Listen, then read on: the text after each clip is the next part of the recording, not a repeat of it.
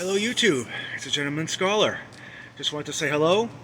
I wanted to test out Silvio's pipe packing method.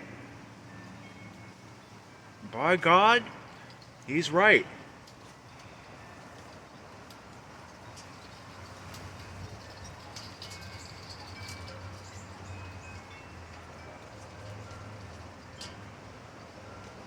No lies detected. To briefly summarize, pack your pipe tight enough with the tobacco until the draw starts getting stifled a little bit. Don't, in other words, it still draws, but it's not as pronounced as when it was empty type thing. So you just keep packing until the draw is minimized somewhat. Then you never pack it to the top.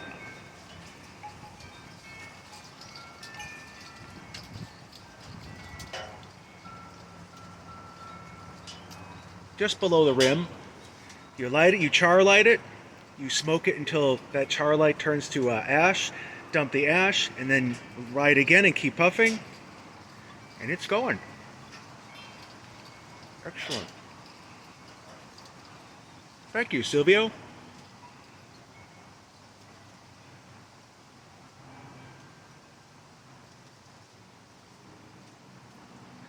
That solves a major problem I've been having, just keeping the pipe lit, even doing a video like this and talking. I have on my head a hat given to my friend John Primorano. He was in the 101st Airborne, so I'm wearing this in honor of him.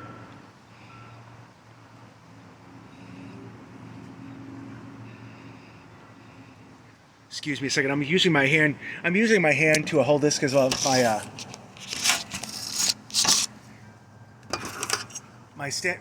what do you call it? My tripod is in the cellar. I didn't feel like going to get it, so let's just dump a little of those ashes here. Relight. Basically, I wanted to talk about a book I'm reading called.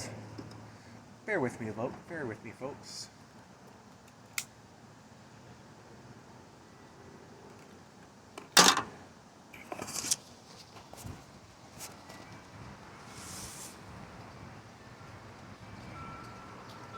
Alright, so I might have gone out there, but it still smokes a lot better with that packing method. Anyway, I'm reading a book called One Last Gasp by Andrew C. Piazza. Think of it as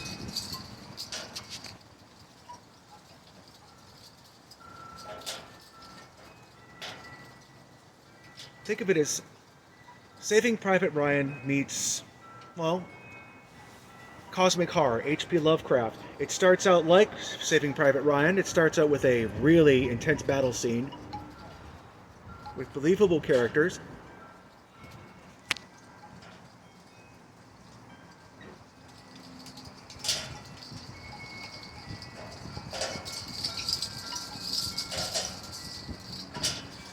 Well-drawn characters, I have to say.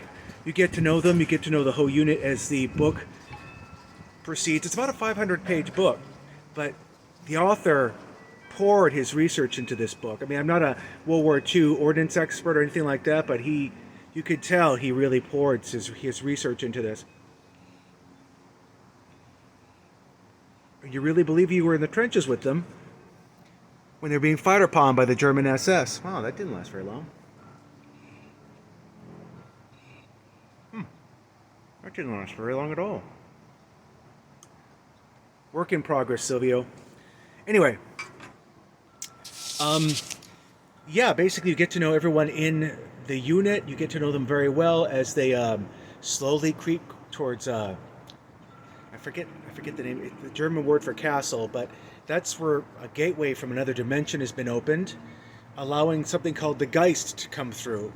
A thoroughly Lovecraftian creature that you can't even see correctly because it doesn't exist completely in our reality, but they merge the reality of warfare. You feel, and you really do feel like you're in the trenches with these folks, with the unknowable horror of what the SS wants to unleash into our world. Of course, Hitler. He's desperate. He's looking for any single advantage he can. in his war against the Allies. And of course, he got some scientists to open up a dimension underneath this castle into another reality, which when they get down there, when you see that other reality, I know it's not it's a testament to the author's skill that it's understated, but yet it's also creepy as hell at the same time. The way the that other reality is described. I don't want to blow too much for you, but it's a definite, it's a war tale, it's a horror tale, but it's also a tale about human hope, really. And the whole title, One Last Gasp, comes from that one last gasp you need to pick yourself back up on your feet again to fight what's being fought. And there's lots of really great philosophical conversations in there about good against evil, resisting evil. There's this one great scene. They even have one German helping them out because he doesn't like what the SS is doing. One of the ex-prisoners, French prisoners of war, questions him, "Why didn't you fight Hitler when you had the chance? And he's rising to power. Why didn't you do anything then?" Type thing. You get questions like that. You get. It really is a testament to the human spirit, especially when you want to give up. And the whole theme, if you have to boil the whole book down to one theme, is that yeah, you can be defeated, sure, but you can't beat yourself, because then there is no hope. While you're fighting, there is always hope, even if your goal does not succeed. At least you're fighting. You're not just lying down and taking it. But yeah, I forgot to mention housekeeping.